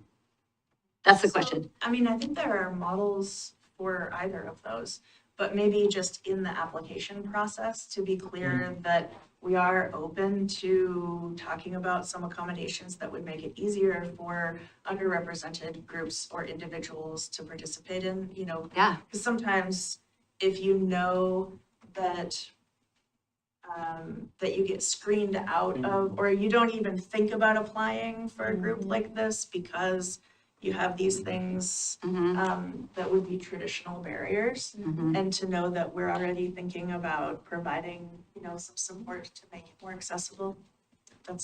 I think that would be really nice to see. I think that's a great idea, and I do think that's part of the issue for Commissioner Floyd-Meyer. And it was also for Commissioner Freeman. Yep. Yeah. as well. They both had the same issue. Single parent. And I will So, say, Yeah. I mean, having come from, you know, having gone through as a counselor, the COVID experience of a year or more of online meetings, I do feel meetings are work better. I do feel deliberations in particular, when you get to something it's one thing when you're just doing sort of one-way information dissemination, Zoom meetings were great, but when you're actually deliberating on something, I do feel like being in the same room has some added value. A little bit. I totally get that, and also I think that there can sometimes be a default connotation that providing some accommodation or childcare support means not having that person in the room, but it's not, like, that's not what I'm actually saying. I know. I think that, you know, those can be exceptions, or those, you know, you can have that conversation amongst the planning commission around the culture that you want to have and the expectations that you want to have together. But breaking down some of those barriers of exclusion, you know, before you even get to the application process Yeah. is something important to I look love that language you suggested, of we are open to discussing accommodations that could make it more accessible for you to participate. That's Definitely. great. I mean, even when we did the recruitment for our city manager, you know, we made sure that in the application, it said, women and marginalized community groups are less likely to apply for these types of, you know, positions. And this is why we want to make sure that we have an equity lens Yeah. to our recruitment. So maybe we could look at that type of language. Yeah, I think that's a great idea. Vice Chair Edge has his hand up. Vice Chair Edge? Oh, yeah, I am vice chair now, aren't I? That's right. Oh, thank you. Thank you, Mayor. Yeah, I just want to make sure that, you know, and not just as it applies to me, you know, or whatever, but, you know, the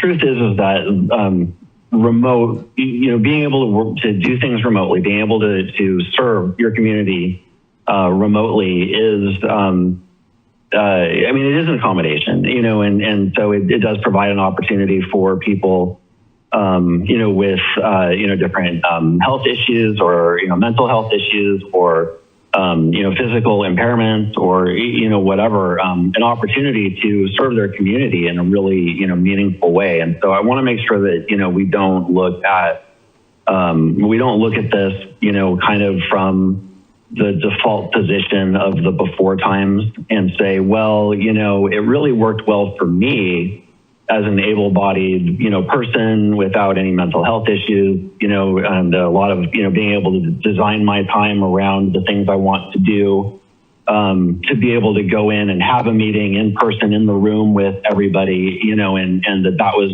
you know, that was what worked well for you. So that should be our default position for everybody moving forward. I think that we really need to be cautious about that and make sure that we're actually being inclusive and that we recognize that different people experience things in different ways.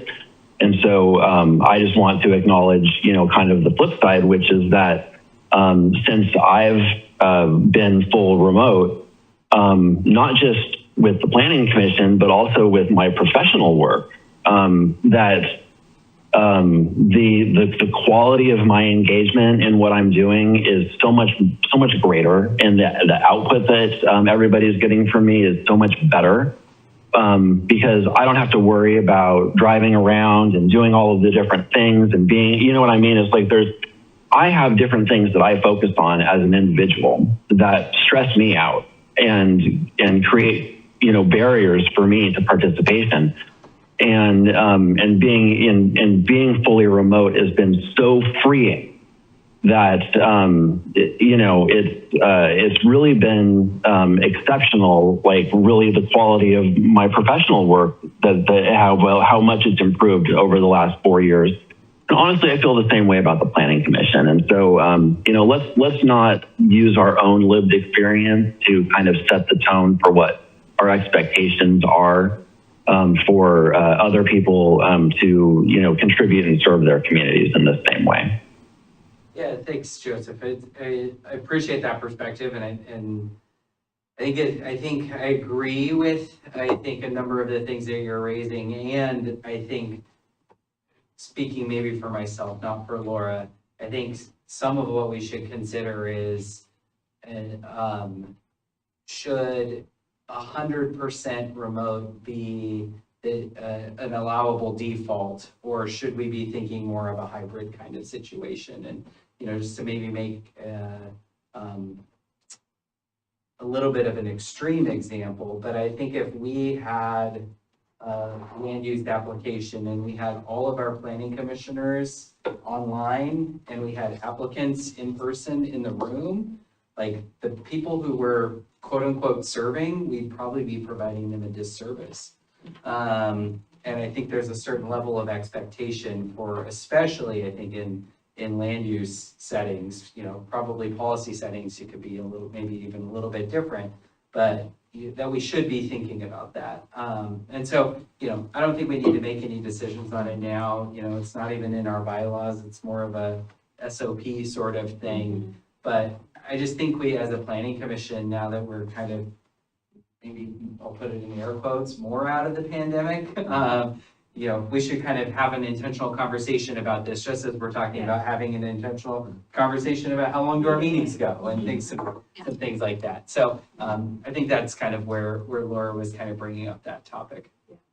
Very well said, Jacob. I'd agree. I think these are great topics to have as a conversation. And this has been really interesting because I couldn't agree more with what Councilor Challenger brought up about being open to considering accommodations. And I think Commissioner Edge or Vice Chair Edge makes a good point that one of the accommodations we can make is remote access. And while I am so excited about and willing to explore the childcare option, I do know that we have looked into it in the past, and it's an infrastructure and a cost lift that I am not opposed at all to taking. But I think that what I love about the language you proposed, Counselor, is that it's broad enough that we can work on a human-centered level with people to understand what the right need is, rather than trying to find a solution that we think is going to meet people's needs. So I appreciate the willingness to keep the dialogue going, and I think that we can work on these recruitment materials to make sure that we're explaining that interest in that dialogue. Great. This has been such a good conversation. Yeah. I like just getting it all out there. Let's talk about it all, right? Get everybody's perspective. So thank you. Okay, so I think we have a good idea about what we're doing with the recruitment process. Okay, so we will work on that. Okay, so what's coming up? Development review. To your point, I mean, it's unpredictable. Earlier, it's very unpredictable. We don't know what's coming in. We don't know when it's coming in. We don't know when the applicants are going to bring in submit their materials. We don't know when the state's going to tell us what to do. So it's just kind of a blank slate at the beginning of the year. Like sometimes you have an idea of what might be coming in the door. We don't have a good idea right now of what might be coming in the door as far as development review goes this year. So that kind of like has it's an ebb and flow, it's an up and down, and there's really no way to predict it. And sometimes, some years we've had a ton of development review and it's taken up an enormous amount of time. Other years it's been a little bit less. I don't know what this year is going to bring us. So everything else, our planning's work plan kind of ebbs and flows based on that, because you have to slow down long range if you've got development review ramping up. So it's all kind of a balance. So that's what we try to do on a regular basis. It's just trying to manage that and making sure that we're getting all of the things done that we want to get done. And so coming up in 2025, we're still talking about neighborhood hubs. I don't know how that conversation is going to play out, but the conversation is still going. So we're going to keep talking about that.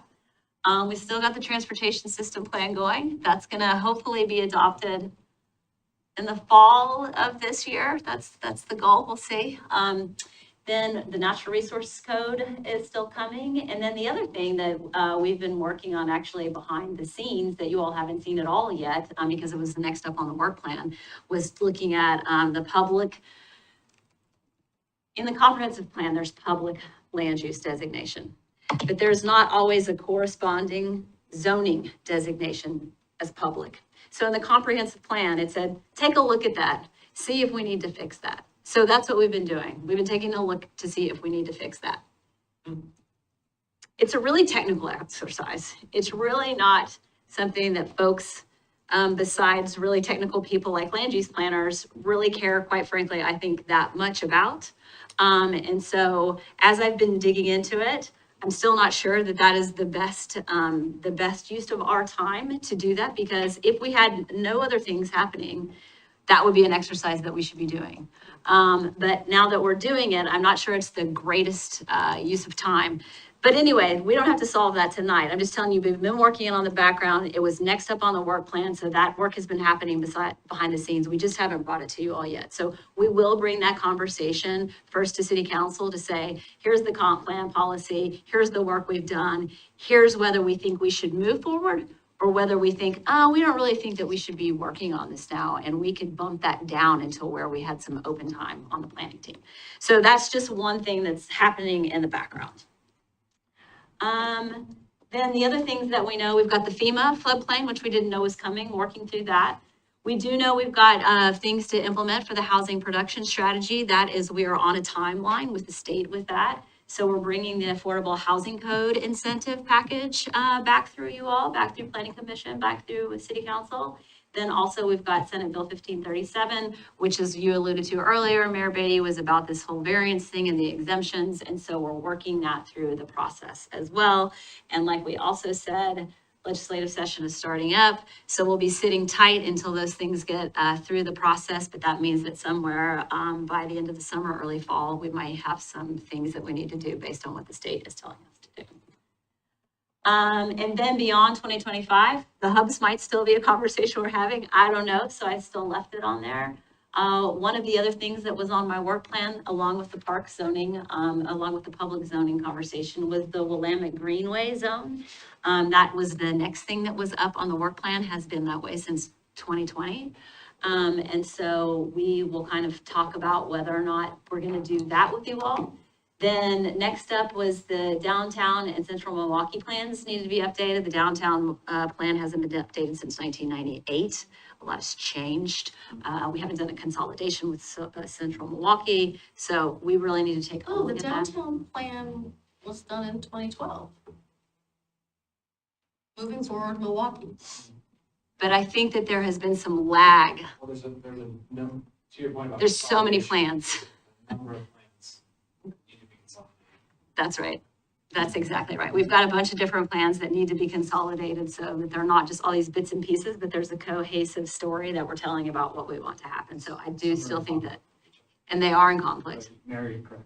Yes. Yeah. I stand corrected. Thank you for that. But yes, that's right. Some of them are in conflict with some of the things that are like in the old plans. We don't even want to do those things anymore because they're not up to speed as far as best practices. We've had some developers, pull things out of those plans and bring them to us. Oh, as yeah. the reason we should be approving this move, and it's like, Oh, what is that? I mean, downtown and central Milwaukee were done as one piece.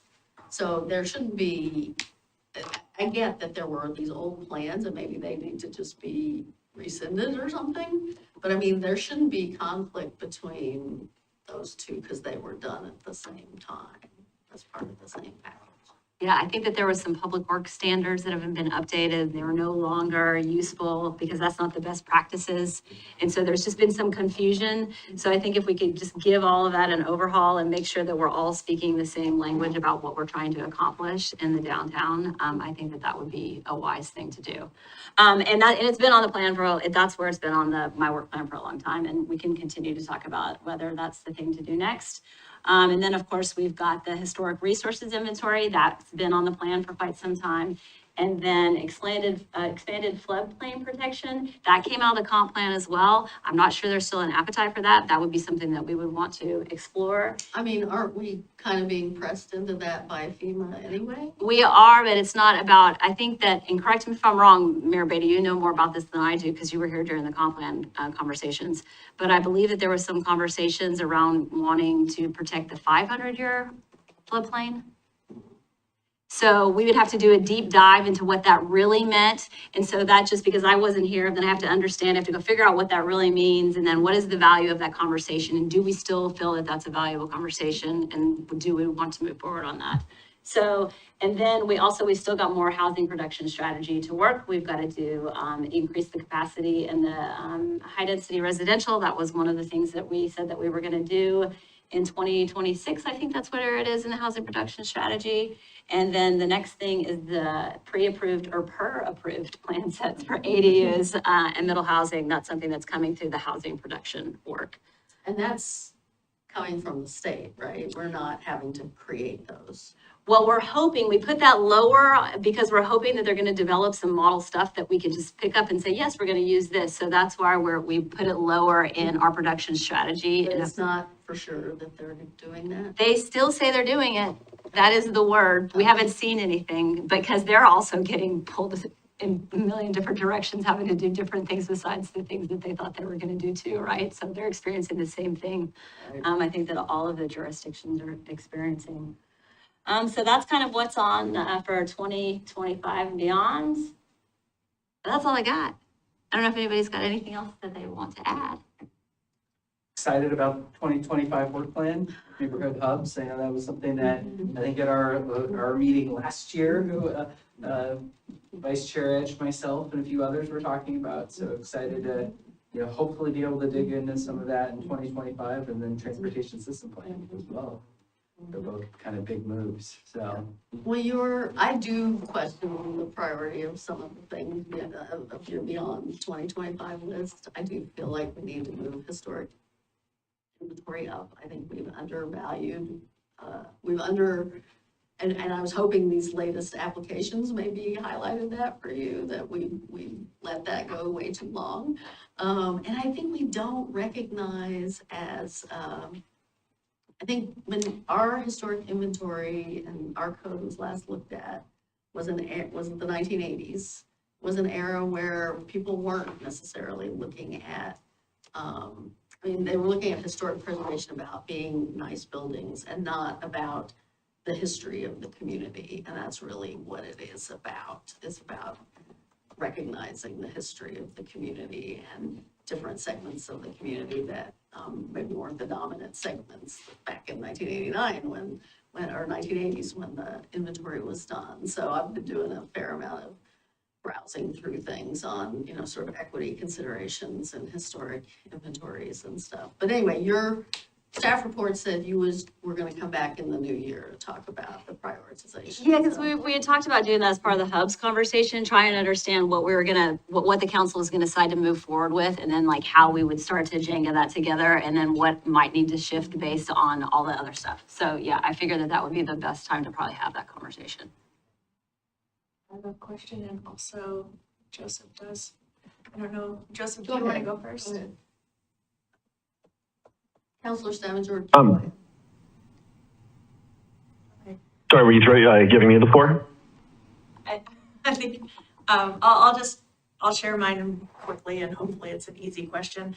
I was just not familiar with, the two applications that the mayor referenced, like in detail. Yeah. And so I don't understand, are they coming before planning commission because the historic code didn't work well? No. Or, so I guess I'm wondering, like, what is it that we would have highlighted about those two applications that pertains to the timeline to bump up the historic code?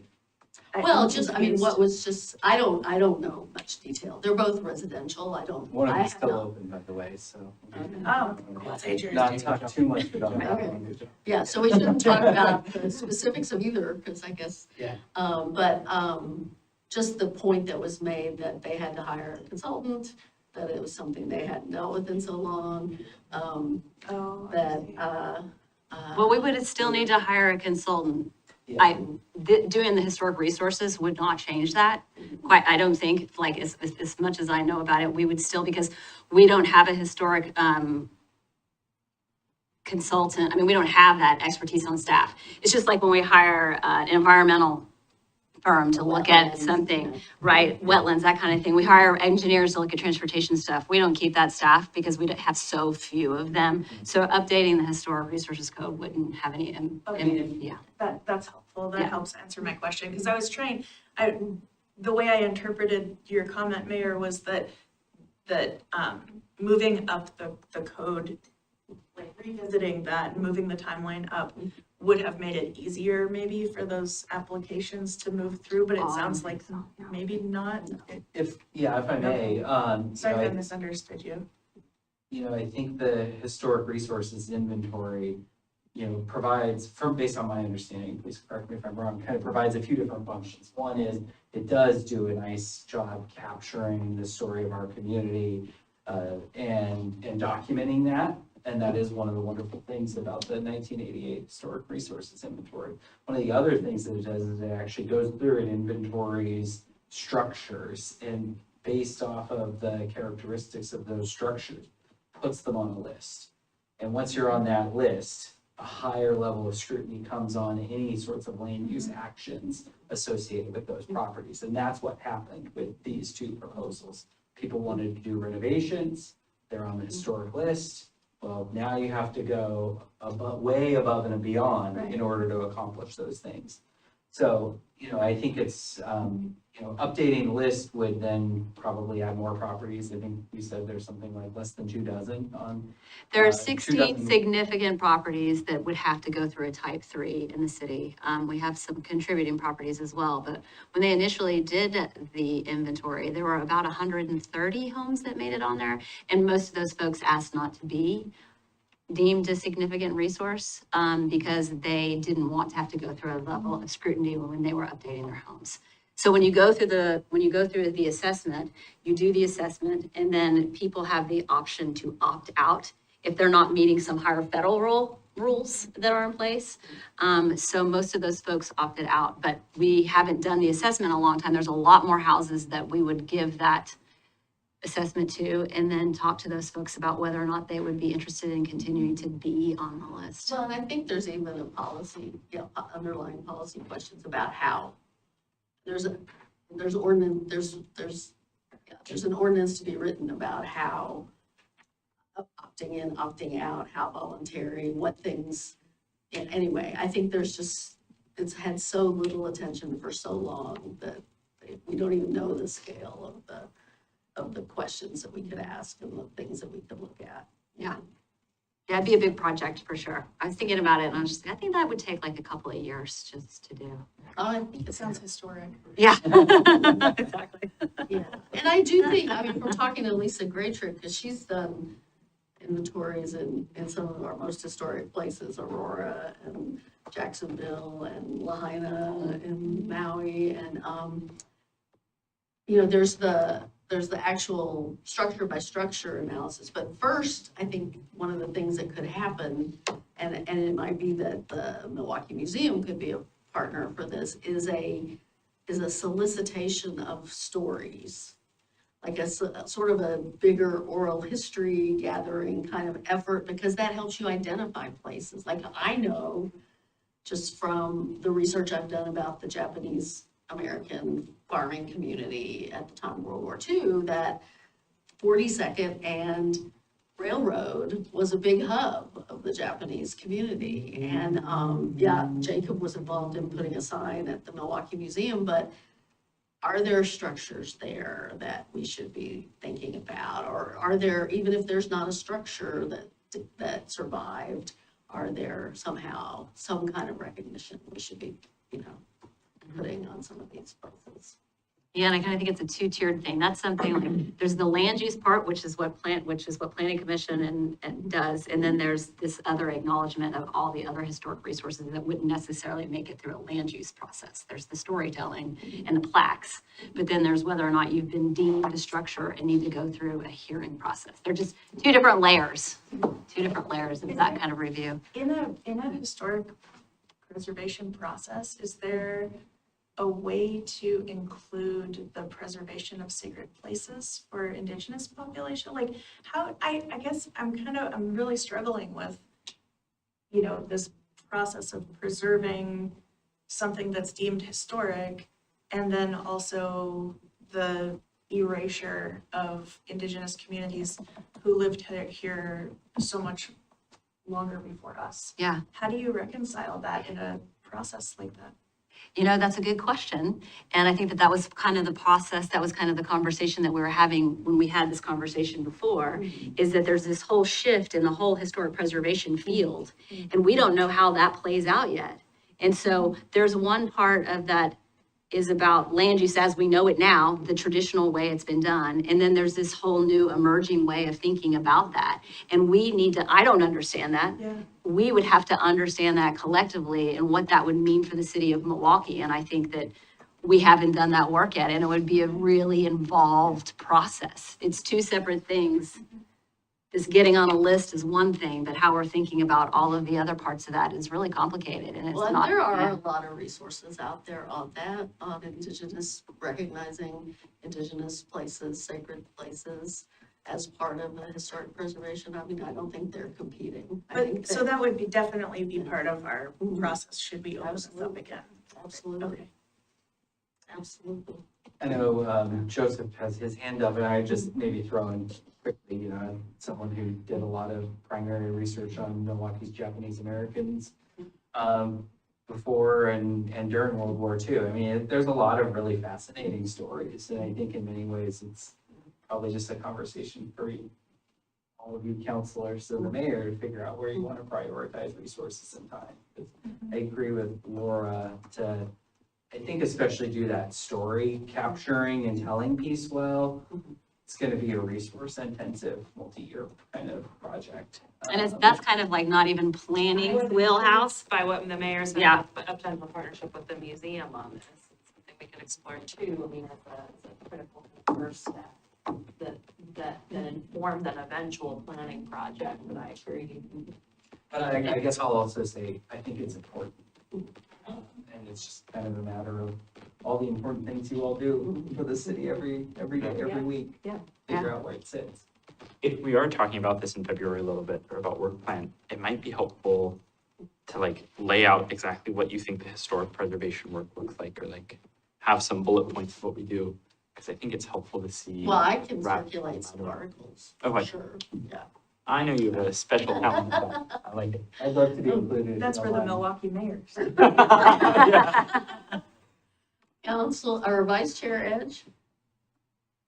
Thank you, Mayor. I know we're running out of time, so I wanted to ask Laura, what's your note in the presentation? You had a note in your presentation that the high density residential zones project of the housing production strategies might get looked at earlier than 2026, which would be great. What would be what's kind of the tipping point or deciding factor on whether that gets worked on earlier?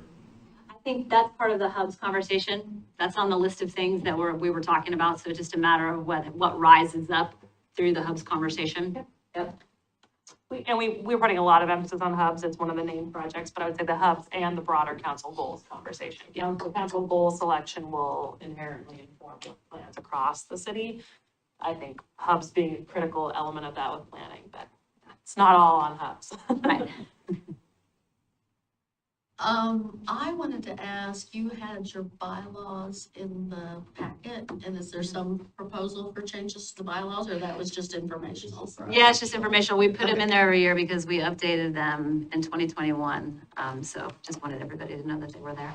Councilor Anderson includes lots of things in the packet as well. Not often, not often. I came to realize. Sample size of one, Jacob, please. Just I guess in terms of some of the things on the work plan to think about, with hubs, I believe you all are talking about it, but, just seeing if this work can drive progress forward. I think as we shared in the letter to you all earlier in the year, there's been a lot of conversation, and unfortunately, some of the changes we've made haven't really moved the needle, and so would just love for us to think about how the changes that we're making, or potentially making can work in partnership with development in order to actually realize some of that vision.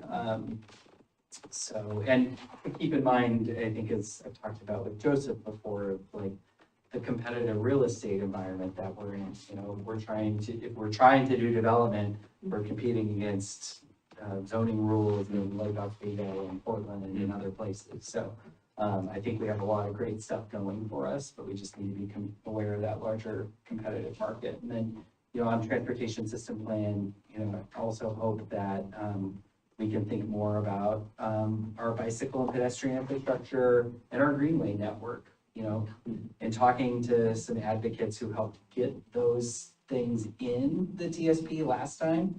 It sounded, and none of you all were here, so, it sounded a little slapstick, and I would love for us to be a little bit more intentional and ask ourselves questions of like, are we missing places where there should be greenways? Oh, we're and deep things in like that, Great. Commissioner, just so We you just know. haven't had a work session on it yet. I so know, and I was I'm- trying to see if I could get one at the beginning of the year, and yeah. Right now. We're really deep in that. We had a great community meeting. I think that you would be happy. I mean, Jay Paganos from Bike Milwaukie was like, you guys are doing so much great work on ped bike stuff. Thank you. So I was just really happy to hear him say that, because I know that he's been questioning, like, what are you all doing? And I'm like, we're doing it. We're doing the work. We getting it out in front of everybody. Yeah.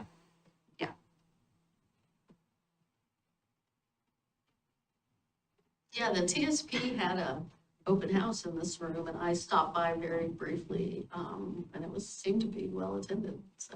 And we had one the other night at Leading Library, and we had about 25 people there, and people, new people that I had never met before, never seen before. So it was really great. We had really good conversation. So it was great. We're going to come to the Planning Commission as soon as we can to give you an update. And then we've got it on the council's agenda as well, I think, for February. Yeah. How are you doing, Commissioner? I know. I'm learning it as much as they are. Just taking it all in. It's a great introductory session, right? This is like a little bit of training right Yeah, here, it right is, now. it is. Harder to run when you're on air. Learning what I'm doing next month. Great. Well, All right, thank you any all. other questions, comments? Seeing any hands online? All right, yeah, it's about that time. So, thank you guys. Thank you. Thank you. Good conversation.